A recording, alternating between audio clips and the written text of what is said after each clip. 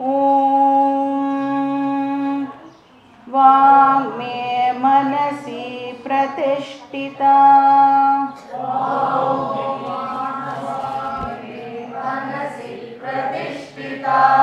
वाङ्मे मनसि प्रतिष्ठिता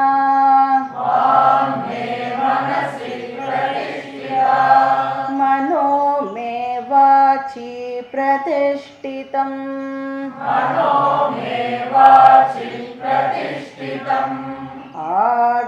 आविराविर्म एति वेदस्य मआनीस्तः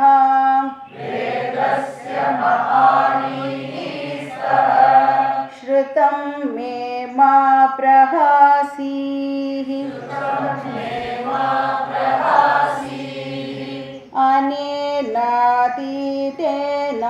होरात्रान् सन्दतामि अनेनातीतेन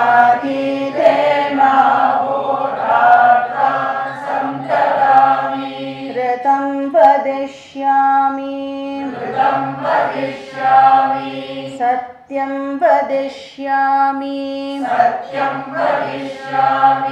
तन्मामवतु तद्वक्तारमवतु अवतु माम् अवतु वक्तारमवतु वक्तारम्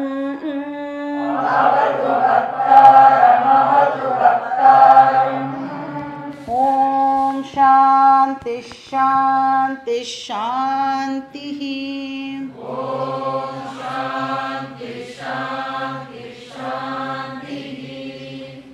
ஸோ இப்போ நம்ம வந்து இந்த சாந்தி பாட்டோடைய மீனிங்கை பார்க்கலாம். இது ஸ்பெஷலாக யார் சொல்லணும் அப்படின்னா ஸ்பிரிச்சுவல் சீக்கர்ஸுக்கான ஒரு ஸ்பெஷல் ப்ரேயர் அப்படின்னே சொல்லலாம். டெஃபினட்டாக எல்லா ஸ்டூடெண்ட்ஸும் டெய்லி சாண்ட் பண்ண வேண்டிய ஒரு சாந்தி பாட்டு இது. ஸோ பகவான்கிட்ட முதல்ல கேட்குறதே என்ன அப்படின்னா, இந்த ஸ்டூடெண்ட் என்ன கேட்குறான், ஹார்மனி இருக்கட்டும் அப்படின்னு கேட்குறான். எதுக்கும் ஹார்மனி இருக்கணும்? என்னுடைய எண்ணத்துக்கும் என்னுடைய வார்த்தைக்கும் நடுவில் ஹார்மனி இருக்கட்டும். இப்போ எனக்குள்ள வந்து அந்த ஸ்பிளிட் பர்சனாலிட்டி இருக்கக்கூடாது.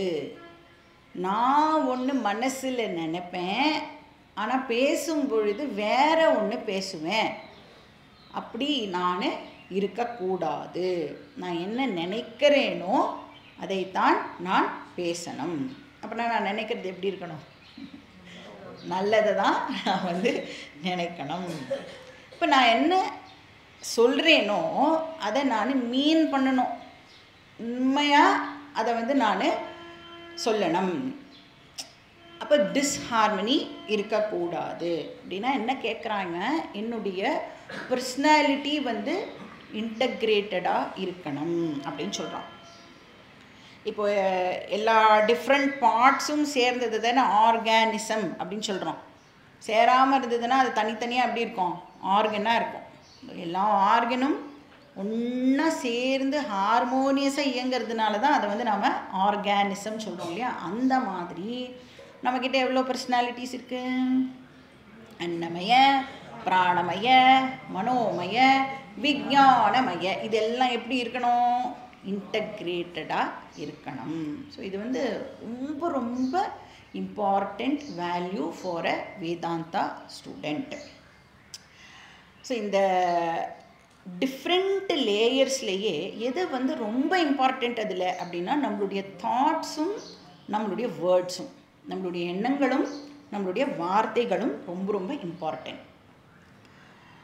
ஏன்னா உபநிஷத்தெல்லாம் எடுத்துட்டேன்னா எப்படி இருக்குது, உபநிஷத்தை எப்படி டீச்சிங்கை நமக்கு கொடுக்கறது அப்படின்னா ஒரு டயலாக் ஃபார்மேட்டில் தான் டீச்சிங்கே இருக்கும் இல்லையா மோஸ்ட்டாக.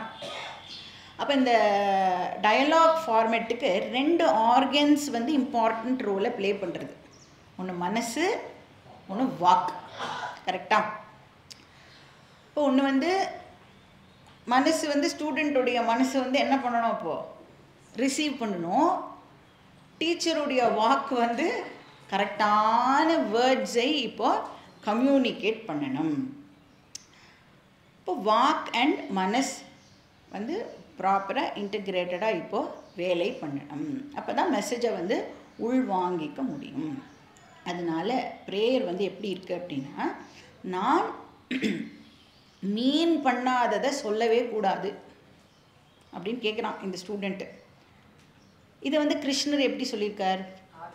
Very good. ஆர்ஜவம் அப்படின்னு பேர் இதுக்கு. ஆர்ஜவம்னா கிருஷ்ணர் இன்னொன்னுத்தையும் சேர்த்துக்கிறார்.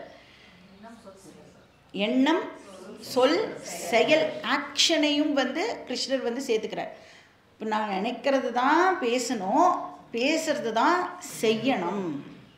ஸோ இந்த மூணுமே வந்து என்றைக்குமே அலைண்டாக இருக்கணும். அதுக்கு பேர் ஆர்ஜவம் அப்படின்னு நம்ம பார்த்துருக்கோம். இங்கே வந்து உபனிஷத் 2 ஆர்கன்ஸை மட்டும்தான் எடுத்துக்கிறது.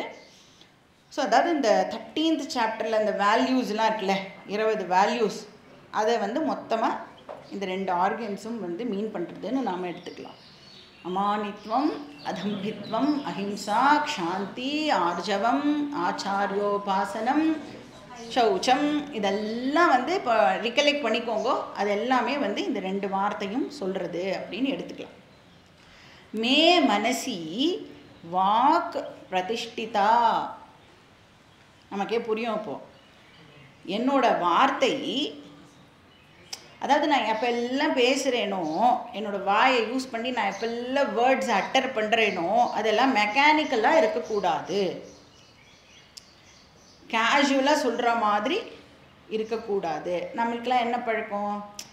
அடிச்சு விடலாம், இப்போ சும்மா சொல்லிடலாம், தேர்தல் வாக்குறுதி மாதிரி இப்போ சொல்லலாம். யார் அதை ஞாபகம் வச்சுட்டு யார் வந்து நம்மக்கிட்ட பின்னாடி ஃபாலோ பண்ணி கேட்க போகிறாளா அப்படின்னு பேசுகிறோம்ல, அந்த மாதிரி பேசக்கூடாது. அப்புறம் வந்து கேட்டால் என்ன சொல்லிக்கலாம்? அப்படியா சொன்னேன், அப்படியா நீ அர்த்தம் பண்ணிட்ட, நான் அப்படி மீன் பண்ணவே இல்லையே அப்படின்னு சொல்லுவோம்ல, அந்த மாதிரிலாம் எக்ஸ்கியூஸ் நாம் கொடுக்கக்கூடாது. இப்போ என்ன பேசுகிறோமோ அது நிஜமாகவே மீன் பண்ணி பேசணும். இல்லைன்னா என்ன ஆகிடும்னா, அந்த நச்சிகேதஸ் கதை மாதிரி ஆகிடும். வாஜஸ்ரவஸ் என்ன பண்ணார்? உன்னை யமனுக்கு கொடுத்தேன் அப்படின்னு சொல்லிட்டார். அதுவும் எங்கே சொன்னார்? யாகசாலாவில் இருந்துட்டே. அதுவும் பாவானா ஏன் சொன்னார்? இவன் நெய்யின்னு வந்து கேட்டுட்டே இருந்தான். அப்பா நான் எதா பண்ணட்டுமா, அப்பா நான் எதா பண்ணட்டுமான்னு கேட்டோடனே அவர் ரொம்ப வந்து கோபம் வந்து, நம்ம அப்பா மாதிரியே தான் அவருக்கும் ரொம்ப கோபம் வந்து என்ன சொல்லிட்டார்? உன்னை நான் யமனுக்கு கொடுத்தேன் போ அப்படின்னு சொல்லிட்டார். அதுக்கப்புறம் அவன் வந்து என்ன பண்ணான்? சரி நான் வந்து இப்போது யமலோகத்துக்கு கிளம்புறேன் அப்படின்னு பேக்லாம் மாட்டின்ட்டு அப்பா கிட்ட வந்து, அப்பா கிளம்புறேன், பாய் போயிட்டு வரேன் அப்படின்னு சொல்லும்பொழுது அப்பா என்ன சொன்னார்? டே நீ அதெல்லாம் சீரியஸாக எடுத்துட்டியா? நான் சும்மா தாண்டா சொன்னேன், நான் மீன் பண்ணவே இல்லை அப்படின்றார் அங்கே. அதுக்கு தான் உபனிஷத் சொல்கிறது, நீ என்ன பேசுகிறியோ அதை வந்து உண்மையாக இருக்கணும். உன்னால் அதை செய்ய முடிஞ்சாதான் அதை நீ சொல்லணும். நீ என்ன நினைக்கிறியோ அதை பேசி, நினைக்கிறது கரெக்டாக இருக்கணும். ஏன்னா நாம் என்ன நினைக்கிறோம்? யார் கேட்க போகிறா? இப்போவா ஏத்தாப்பில் இருக்கிறவா டெஃபினட்டாக மறந்து போயிடுவா. ஏன்னா மறதி அப்படிங்கிறது வந்து ஒரு யூனிவர்சல் விஷயம். நம்ம என்ன சொன்னோங்கிறத அவள் டெஃபினட்டாக மறந்துடுவா. அதனால் நாம் எப்படி வேணாலும் சமாளிச்சுக்கலாம் அப்படின்னு நினைக்கிறோம் இல்லையா? என்ன மறந்துடுறோம் ஈஸியாக? யார் நம்ம பேச்செல்லாம் கேட்டுருக்கா? பகவான் அதை எல்லாத்தையும் கேட்டுருக்கார். கர்ம பல தாத்தா. நீ என்ன பேசுகிறியோ உனக்கு அது ரிட்டன் டெஃபினட்டாக கிடைக்கும். அதனால் கேர்ஃபுல்லாக நாம் வந்து பேசணும். வாக் பரிபாலனம் அப்படிங்கிறது வந்து வெரி வெரி இம்பார்ட்டண்ட் வேல்யூ. இப்போ வந்து ஷுவராக தெரியாத வரைக்கும் எந்த வார்த்தையும் விடாமல் இருக்கிறது உச்சிதம். இதெல்லாம் நீங்கள் கேட்டேன்னு வச்சுக்கோங்களேன், உங்களால் வாயே திறக்க முடியாது. ஆக்சுவலி ஸ்பீக்கிங் எல்லாருமே எப்படி இருக்கணும் அப்படின்னா, மௌனமாக இருந்தோம் அப்படின்னா லோகம் வந்து க்ஷேமமாக இருக்கும். இல்லைன்னா தசரதன் மாதிரி மாட்டிப்போம் இல்லையா? கொடுத்துட்டார், வாக்கு கொடுத்துட்டு வாக்கை வந்து காப்பாற்றணுங்கிறதுக்காகவே அவர் வந்து பாவம் கஷ்டப்பட வேண்டியதாக இருக்குது. ஸோ வாக் தபஸ் இஸ் வெரி வெரி இம்பார்ட்டன்ட். மே மனசி வாக் பிரதிஷ்டிதா. என்னோட ஸ்பீச் எப்பவும் என்னோட தாட்ஸோட அலைன்டாக இருக்கணும். அதே மாதிரி வைசி வர்சா, மனோமே வாச்சி பிரதிஷ்டிதா, பேசுகிற வார்த்தையில் மைண்டு இருக்கணும். அப்படின்னா என்ன அர்த்தம்? மைண்ட்ஃபுல்லாக பேசணும். மைண்ட் யுவர் வேர்ட்ஸ் சொல்கிறோமா இல்லையா? ஏன் அந்த வார்த்தை வருது? மைண்ட் பண்ணால் பேசுகிறதுனால தான் நம்ம மைண்ட் யுவர் வேர்ட்ஸ்ன்னு சொல்ல வேண்டியதாக இருக்குது. அது எப்பவுமே நம்ம எப்படி பேசணும்னா மைண்ட்ஃபுல்லாக நாம் வந்து பேசணும். சரி, அல்டிமேட் கோல் என்ன இப்போது இந்த ஸ்டூடெண்ட்டுக்கு அப்படின்னா, ஆவிஹி ஆவிருமா ஏதி. ஆவிஹி அப்படின்னா ஆவிஹின ஜோதி பிரகாஷம். ஆவிஹி சந்நிஹிதம் குஹாச்சரம் நாம மகத் பதமத்ரைதத் சமர்ப்பிதம் அப்படின்னு முண்டகோ உபனிஷத்தில் படிச்சிருக்கோம். 2nd சாப்டரில் பார்த்தோம். ஆவிஹி அப்படின்னா ஜோதிஷாம் ஜோதிஹி, கான்ஷியஸ்னஸ் அப்படின்னு அர்த்தம். ஆவினா பேய் பிசாசுலாம் இல்லை, ஆவிஹினா கான்ஷியஸ்னஸ். ஸ்டூடெண்ட் என்ன பண்ணுறான்? இங்கே ஸ்ட்ரெயிட்டாக யாரை அட்ரஸ் பண்ணுறான்? பிரம்மனையே அட்ரஸ் பண்ணுறான். ஆவிஹி ஹே ஹே ஆவி அப்படின்னு கூப்பிட்றான். பிரம்மனை வந்து அட்ரஸ் பண்ணி, ரெண்டாவது இன்னொரு ஒரு ஆவி இருக்குல்ல, ஆவிர்மா ஏதி அப்படின்னு இருக்குல்ல, அந்த ஆவியும் ஏதியையும் சேர்த்துக்கணும். நடுவில் இருக்கிற மாவை வெளியில் எடுத்து இந்த பக்கம் முன்னாடி போட்டுக்கோங்க. மா ஆவிர் ஏதி அப்படின்னு அதை வந்து நம்ம ரீஅரேஞ்ச் பண்ணிக்கணும். ஆவிர் ஏதி அப்படின்னு சொன்னால், மே you become evident to me அப்படின்னா என்ன அர்த்தம்? எனக்கு உன்னை பற்றின கிளியர் நாலேஜ் கிடைக்கணும். உன்னை பற்றி நான் டவுட்லெஸ்ஸாக அண்டர்ஸ்டாண்ட் பண்ணிக்கணும். ஹே பிரம்மன், நீ எனக்கு நன்னா புரியணும் அப்படின்னு கேட்குறான் இந்த ஸ்டூடெண்ட். இப்போ வந்து கர்மயோகம்ங்கிறது ஒரு ஃபஸ்ட் லெவல் சாதனாவாக கொடுக்கப்பட்டிருக்கு இல்லையா? இப்போ வந்து கர்மயோகம் ப்ராக்டிஸ் பண்ணும் பொழுது நாம் வந்து ஈஸ்வரார்ப்பணமாக பண்ணுறோம்.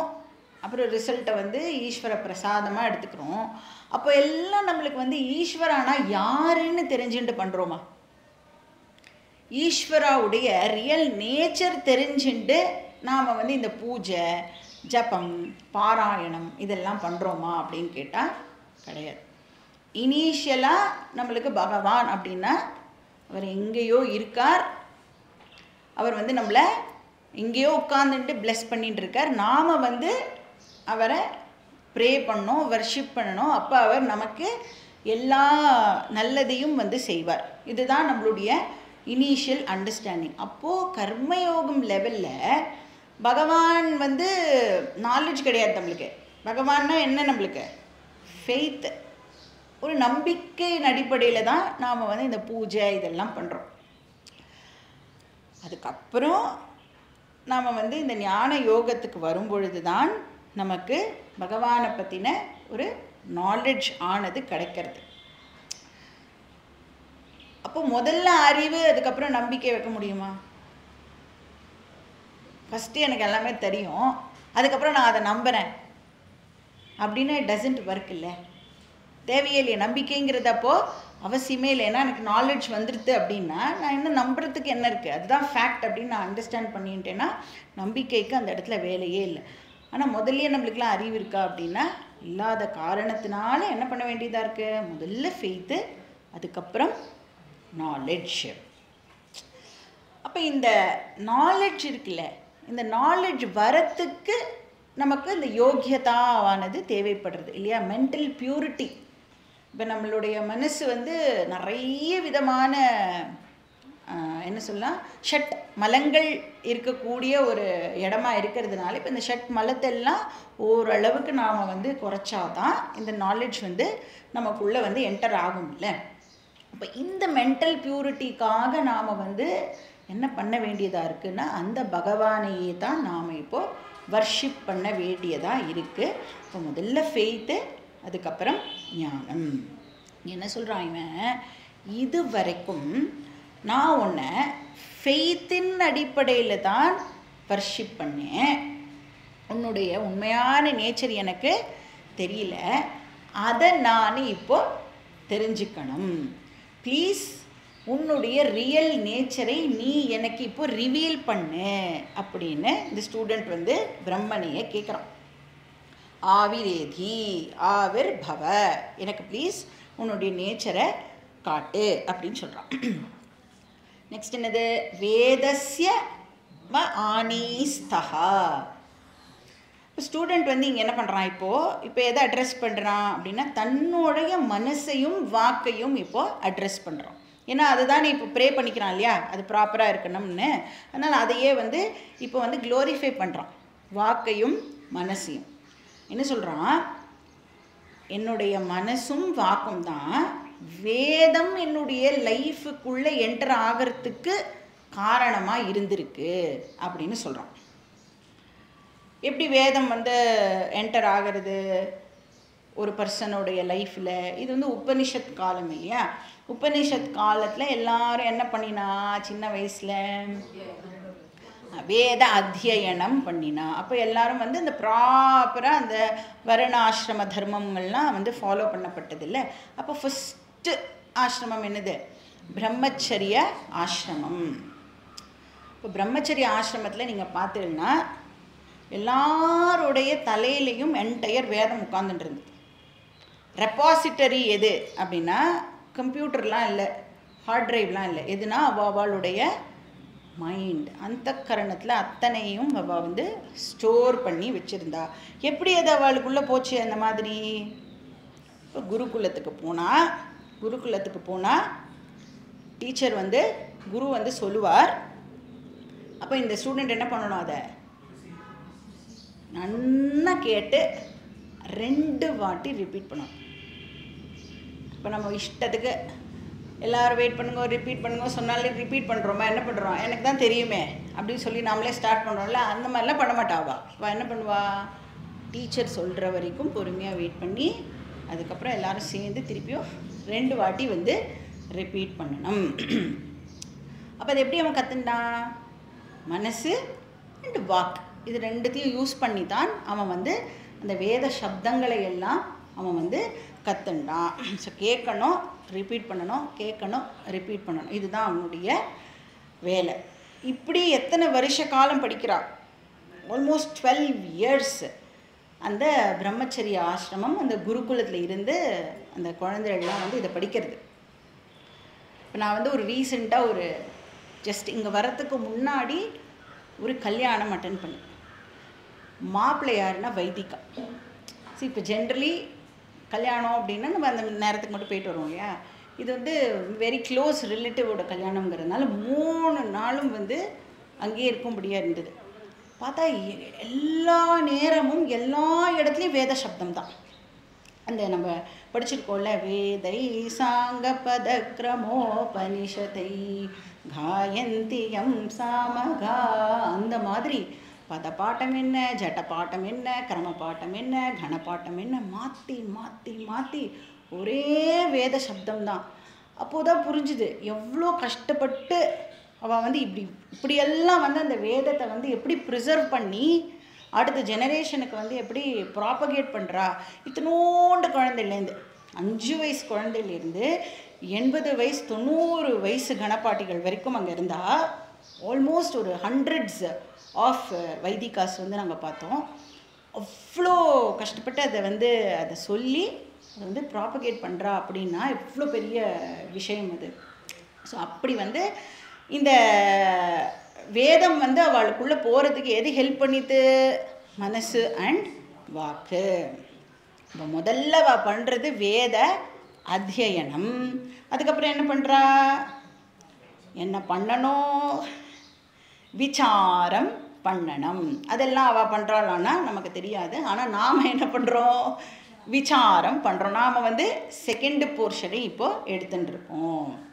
இப்போ அத்தியனம் அப்படிங்கிறது சப்த ரூபமாக இருக்குது, விசாரம் அப்படிங்கிறது அர்த்த ரூபமாக இருக்குது. அப்போ அவள் அத்தியனம் பண்ணும்போது என்ன பண்ணுறா, வெறும் சப்தங்கள் மட்டும்தான் அவளுக்குள்ளே என்டர் ஆகுறது இல்லையா. ஆனால் விசாரம் டைமில் என்கொயரி பண்ணும் பொழுது தான் அந்த சப்தத்துக்கு என்ன மீனிங் அப்படிங்கிறது நமக்கு தெரிய வருது.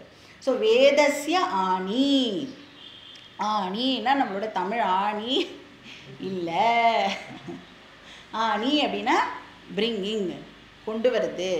நீ தாத்து, டு பிரிங்.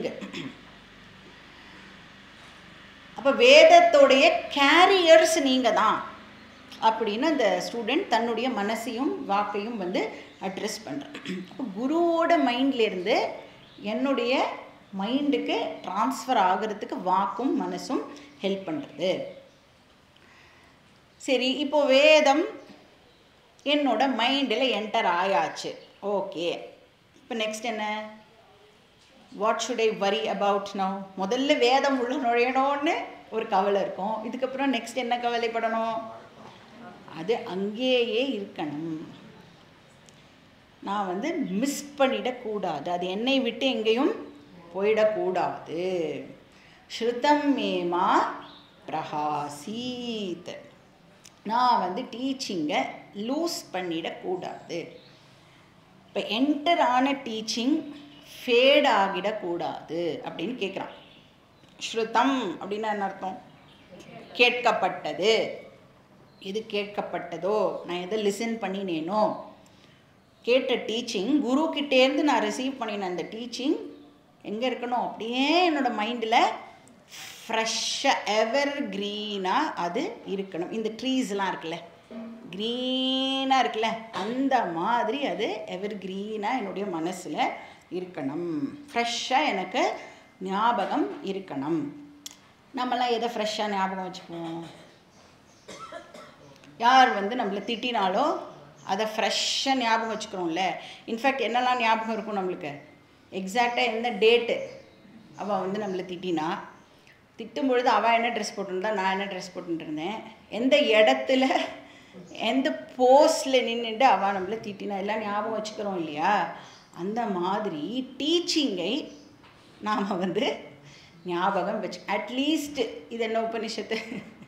ஐத்திரேய உபனிஷத். இது வந்து ரிக்வேதத்தை சேர்ந்த உபனிஷத். இதை வந்து எங்கே படித்தோம்? க்ரீனாக இருக்கிற ஒரு பிளேஸில் நாம் படித்தோம். அதுக்கப்புறம் என்ன ஞாபகம் வச்சுக்கணும்? இதை மறக்கக்கூடாது அப்படிங்கிறதையும் நாம் வந்து ஞாபகம் வச்சுக்கணும். ஸோ மாம் பிரகாசீத், let it stay with me. அப்போ ரிசீவ் பண்ணணும், அதை ரீட்டெயின் பண்ணணும். Reception and retention. சரி, எப்படி இது பாசிபிள் ஆகும்? எப்படி வந்து திட்டினது ஃப்ரெஷ்ஷாக மைண்டில் எப்பயுமே இருக்கு? 10 வருஷத்துக்கு முன்னாடி திட்டிருப்பா, அது எப்படி வந்து இப்போ ஞாபகம் இருக்குது நம்மளுக்கு? எப்பெல்லாம் டைம் கிடைக்கிறதோ அப்போல்லாம் ரீவைண்ட் போட்டு போட்டு அதை வந்து திருப்பியும் ஒரு வாட்டி ப்ளேபேக்கு, அப்புறம் ஓ இப்படி திட்டால, திருப்பி இன்னொரு வாட்டி ஓட்டி பார்த்தா அப்படி திட்டால அப்படின்னு ஃப்ரெஷ்ஷாக ஞாபகம் வச்சுக்கிறோம் இல்லையா. அந்த மாதிரி உபனிஷத் சொல்கிறது, நீ ரிவைஸ் பண்ணி பண்ணி இதை ஃப்ரெஷ்ஷாக உன்னுடைய மெமரியில் ரீட்டெயின் பண்ணிக்கோ. எப்போ எல்லாம் டைம் கிடைக்கிறதோ அப்போல்லாம் யார் திட்டினாங்கிறத ரீவைண்ட் பண்ணி பார்க்காத, என்ன கிளாஸில் நமக்கு சொல்லி கொடுத்தா அப்படிங்கிறதை நீ வந்து ரீவைண்ட் பண்ணி பாரு. எவ்வளோ நாள் கேட்கணும்? எவ்வளோ நாள் வரைக்கும் நான் வந்து இந்த கிளாஸஸ் எல்லாம் கேட்டுட்டே இருக்கிறது? சாகர வரைக்கும். You do not have a choice. கேட்டுண்டே தான் நாம் இருக்கணும். ஏன்னா ரிவைஸ் பண்ணலை அப்படின்னு சொன்னால் நம்மளால் வந்து இந்த ரிட்டென்ஷனும் வந்து இருக்காது. ஏன்னா நம்மளை வந்து நம்ம வேர்ல்டலி விவகாரங்களுக்கு நடுவில் இருக்கிறதுனால டெஃபினட்டாக நமக்கு ரிவிஷன் அவசியம். இப்போ வேர்ல்ட்லி விவகாரங்களை கம்மி பண்ணிட்டு இந்த டீச்சிங்க்கு நாம் வந்து நிறையா டைமை ஒதுக்கிறதுக்கு முயற்சி பண்ணணும். அதனால தான் என்ன சொன்னால், அந்த காலத்தில் வேத அந்தம் அப்படின்னாலே அதுக்கு சந்நியாச ஆசிரமம் அப்படின்னு ஏன் வந்து மேட்ச் பண்ணினான்னா, அந்த சந்நியாச ஆசிரமத்தில் அவளுக்கு ரெஸ்பான்சிபிலிட்டிஸ் எல்லாம் வந்து கிடையாது. அந்த பிக்கல் பிடுங்கள்னு சொல்லுவோம்ல, அதெல்லாம் அவளுக்கு கொஞ்சம் கம்மியாக இருந்தது. கிரகஸ்த ஆசிரமத்தில் நாம் எல்லோரும் இருக்கிறதுனால வேறு வழியே இல்லாமல் ஏதாவது பண்ணி மேனேஜ் பண்ணி தான் நாம் வந்து இப்போ இந்த டீச்சிங்கை கேட்கணும். இப்போ டெய்லி 1 hour ஆவது நாம் ரிவைஸ் பண்ணி ஆகணும். ஸோ அனேன அதிதேன இப்போ இந்த டீச்சிங்கை நான் ரிவைஸ் பண்ணணும். எப்போ? அஹோராத்திரான் சந்ததாமி. அஹோராத்திரம்னா என்ன அர்த்தம்? என்டையர் டே அப்படின்னு அர்த்தம். டே அண்ட் நைட் அப்படின்னு அர்த்தம். நம்மளால் அதெல்லாம் முடியாது. அட்லீஸ்ட்டு ஒரு 1 மணி நேரமோ 2 மணி நேரமோ நாம் வந்து அதை கிளாஸ் கேட்கணும் அப்படின்னு நாம் வச்சுக்கணும். டீச்சிங்க்கு ஸ்பெண்ட் பண்ணணும். ஆஹாஹா அப்படின்னா டே, ராத்திரின்னா ராத்திரி. அதனால தான் வந்து அந்த வருணாசிரமத்தில் பார்த்தேன்னா ஒருத்தருக்கும் ஒரு இது கொடுத்துருக்கலையே. அப்போ பிராமணா அப்படின்னு சொன்னால் பட்டணம் பாட்டனம் இதுதான் வேலை. பட்டணம்னா படிக்கிறது, பாட்டனம்னா சொல்லி கொடுக்கறது. ஸ்வாத்தியாய பிரவச்சனேச்ச கேட்கணும், சொல்லி கொடுக்கணும். இதுதான் வேலையாக இருந்தது. அப்போ ரிவிஷன் அப்படிங்கிறது வந்து இம்பார்ட்டண்ட். அதுக்கப்புறம் என்ன? ரிதம் வதிஷ்யாமி, சத்தியம் வதிஷ்யாமி. இப்போ ரிதம் அப்படின்னு ஒரு வார்த்தை இருக்குது, சத்தியம் அப்படின்னு ஒரு வார்த்தை இருக்குது. இது ரெண்டுத்துக்கும் வந்து வேறு வேறு மீனிங், இந்த கான்டெக்ஸ்ட்டுக்கு ஏற்ற மாதிரி நாம் வந்து மீனிங்கை எடுத்துக்கணும். இப்போ தைத்திரிய உபனிஷத்தில் ரிதம் சத்தியம் இப்படி 2 பார்த்தோம். ரிதம் வதிஷ்யாமி, சத்தியம் வதிஷ்யாமி பார்த்தோம். அங்கே பார்க்கும் பொழுது ஒரு அர்த்தத்தை எடுத்துட்டோம். என்ன அர்த்தம் எடுத்துட்டோம் அங்கே அப்படின்னா, ரிதம் அப்படின்னு சொன்னால் நாலெட்ஜ்னு பார்த்தோம். என்ன நாலெட்ஜு? சாஸ்திரிய ஞானம் அப்படின்னு பார்த்தோம். சத்தியம் அப்படின்னா அனுஷ்டானம்னு பார்த்தோம்.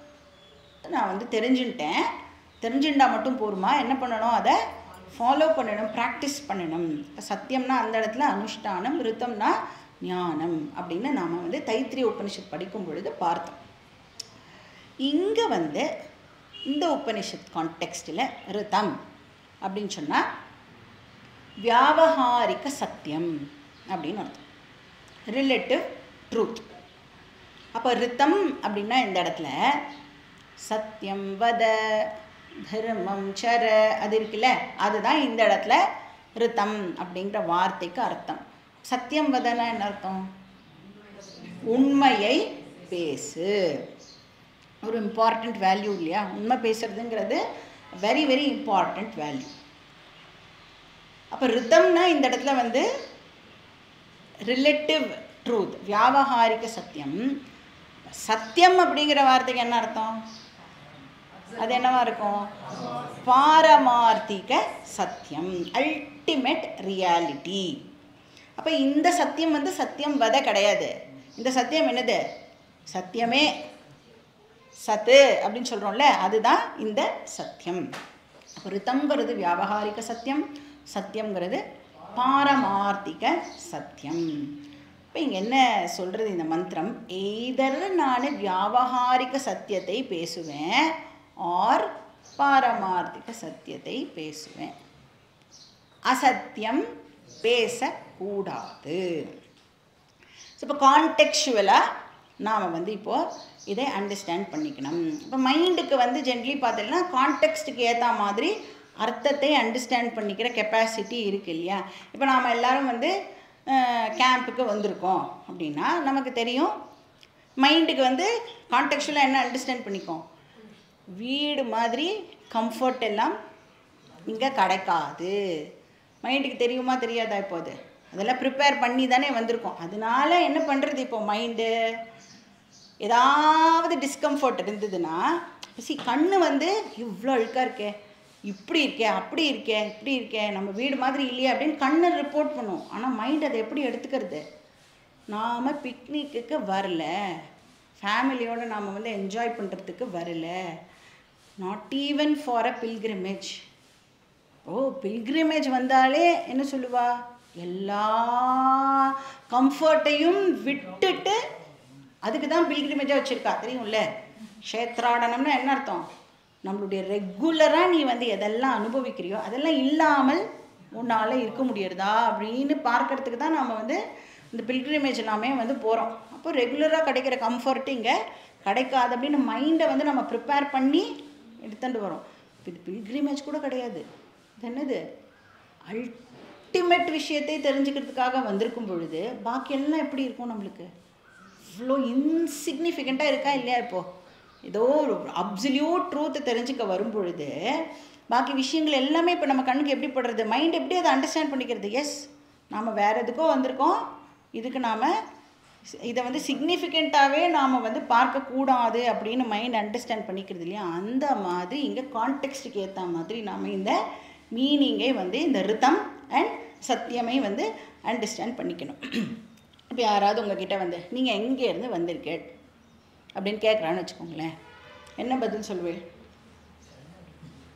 நான் எங்கே வந்தேன்,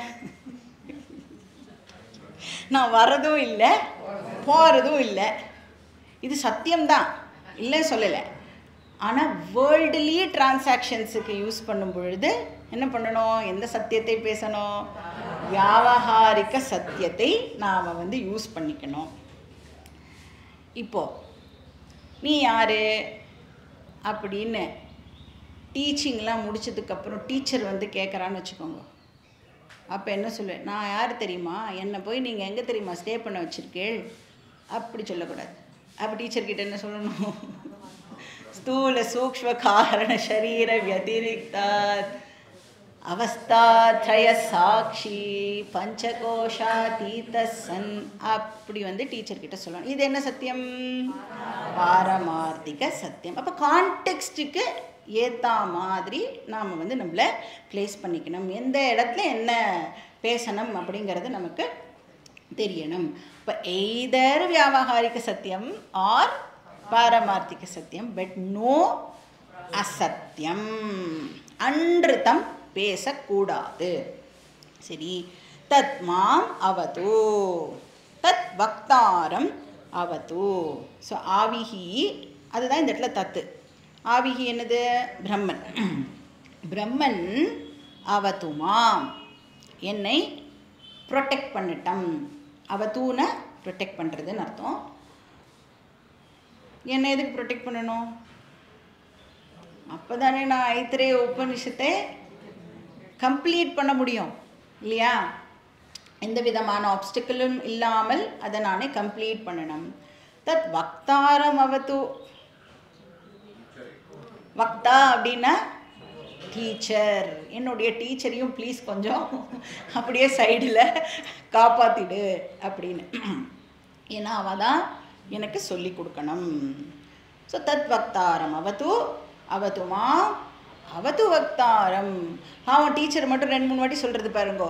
ஸ்டூடெண்ட்ஸ் கிட்டேருந்து டீச்சரை எப்படியாவது காப்பாற்றிடும் அப்படின்னு உபநிஷத்தில் ரிப்பீட் பண்ணுறது. ஸோ ரிப்பீட் பண்ணுறதுன்னா எம்ஃபசைஸ், என்னையும் காப்பாற்று, போனால் பொறுத்து என்னோடய டீச்சரையும் வந்து காப்பாற்று அப்படின்னு சொல்லி இந்த ஸ்டூடெண்ட் வந்து கேட்குறான். அப்புறம் நம்மளுக்கு சாந்தி சாந்தி சாந்திஹி அப்படின்னு 3 சாந்திக்கு என்ன அர்த்தம்னு நமக்கே தெரியும். ஒன்று வந்து ஆத்தியாத்மிக பிரதிபந்தம் எனக்கு இருக்கக்கூடாது, அதுக்கப்புறம் ஆதி தெய்வீக பிரதிபந்தம் இருக்கக்கூடாது, ஆதி பௌத்திக பிரதிபந்தம் எனக்கு இருக்கக்கூடாது. ஆத்தியாத்மிகம்னா இப்போ இங்கே ஏதாவது டிஸ்கம்ஃபர்ட்லாம் இருக்குன்னா அதையே நினச்சிட்டு கிளாஸை நான் மிஸ் பண்ணிடக்கூடாது.